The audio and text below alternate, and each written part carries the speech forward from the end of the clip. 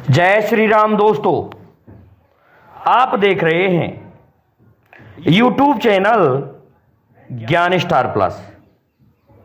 तो दोस्तों, आप सभी का हार्दिक स्वागत और अभिनंदन। दोस्तों, आज हमने आपके लिए कमेंट चुना है श्रीमान जितेंद्र नायक जी का।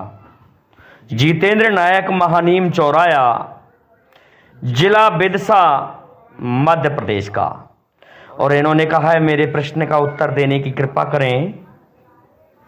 प्रश्न में क्या लिखा है दोस्तों कि मैं तो सतयुग में भई राण, त्रेता गयो आए, द्वापर में सुहागिन है गई रे।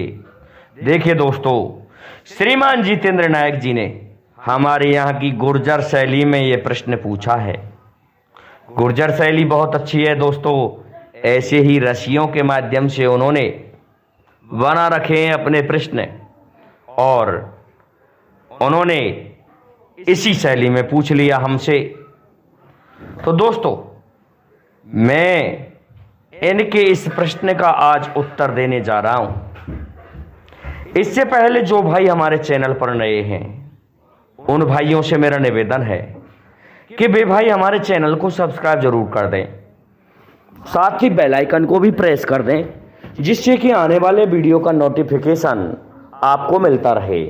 तो देखिए दोस्तों, आते हैं मुख्य कथा वस्तु पर कि किसी ने ये कहा है कि मैं तो सतयुग में भई राण, त्रेता गयो आए, द्वापर में सुहागन है गई रे। दोस्तों, इस जगह राण शब्द का अर्थ विधवा से नहीं है।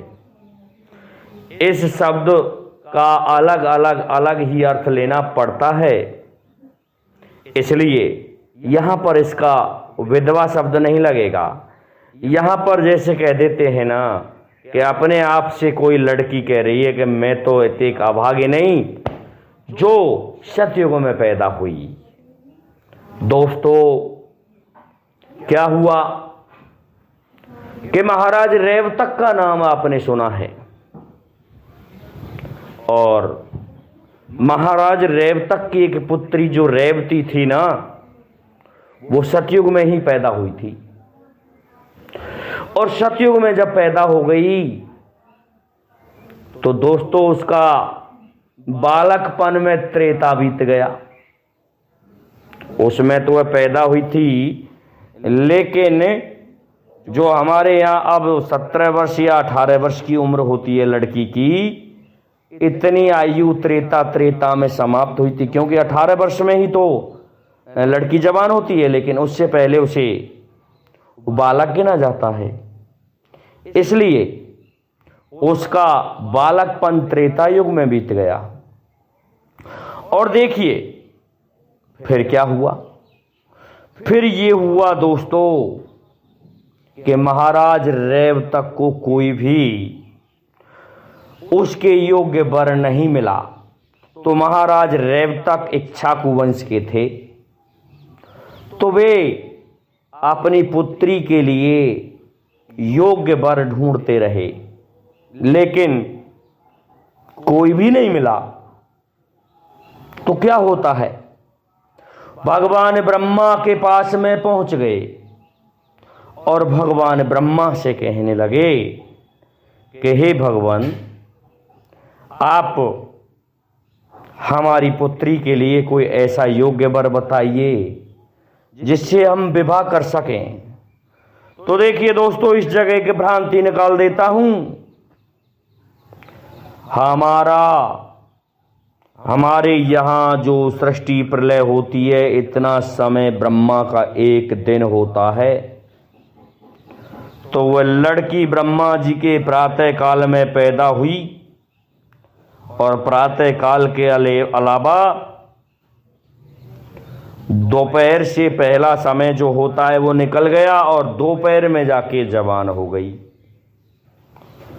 तो ब्रह्मा जी उसी दिन अपने दिन का दोपहर हो रहा था, तो दोपहर दोस्तों द्वापर हुआ था। उस समय ब्रह्मा का दोपहर हुआ था, क्योंकि सतयुग हम अभी तो कहते हैं कि जो भोर का काल होता है वो सतयुग होता है, जो व्यक्ति 4 बजे 5 बजे ऐसे समय पर जागता है, समझ लीजिए उस पर भगवान की कृपा है, और वह घूमने चला जाए अपने बिस्तरों को छोड़ के, तो ये समझ लो कि उसने स्वर्ग से आने वाली ऐसी हवाओं को लिया है जो उसकी आयु में वृद्धि करती हैं, उसके धन में वृद्धि करती हैं।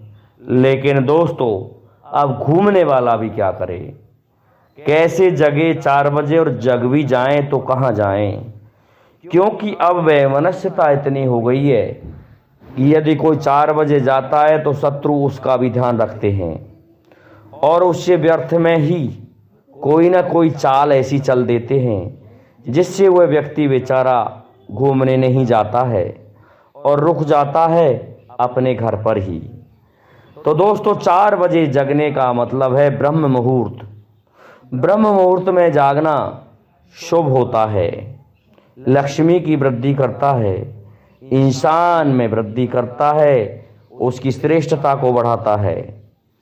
तो ब्रह्म मुहूर्त में पैदा हुई थी रेवती, और उसके पश्चात वह 10-11 बजे के समय तक दोस्तों जवान हुई और दोपहर में पूर्ण जवान हो गई। तो देखिए, रेवती सतयुग में पैदा हुई और त्रेता युग उसका बालकपन में निकल गया और द्वापर में वो पूर्ण जवान हो गई। तो देखिए फिर क्या हुआ, अब कैसे सुहागन होगी वो द्वापर में। द्वापर में क्या किया, उस समय भगवान कृष्ण और बलराम जी पृथ्वी पर थे, द्वारिका में थे। तो ब्रह्मा जी के पास जैसे ही पहुंचा रेवतक, तो ब्रह्मा जी ने कहा कि नागेश्वर भगवान और श्री हरि विष्णु के अवतार श्री कृष्ण इस समय पृथ्वी पर हैं, तुम जाओ, वो मना नहीं करेंगे, और बलराम के लिए अपनी पुत्री का हाथ दे दो। दोस्तों, रेवतक ने वैसा ही किया और चले गए। और क्या हुआ, वहां पहुंच करके बलराम को अपनी पुत्री का हाथ थमा दिया भगवान कृष्ण से कह करके कि मुझे पता है ये नागेश्वर भगवान शेषनाग हैं और आप श्री हरि विष्णु के अवतार हैं, हे प्रभु मुझे कृतार्थ करो, मेरी पुत्री का हाथ ग्रहण कीजिए। तो दोस्तों, इस प्रकार से सुहागन हो गई। तो वो जो शब्द है वो एक बालिका के लिए है, राण उस जगह पर, और त्रेता युग में वह बालिका रही और द्वापर में जब जवान हो गई तो उसका विवाह बलराम से हो गया।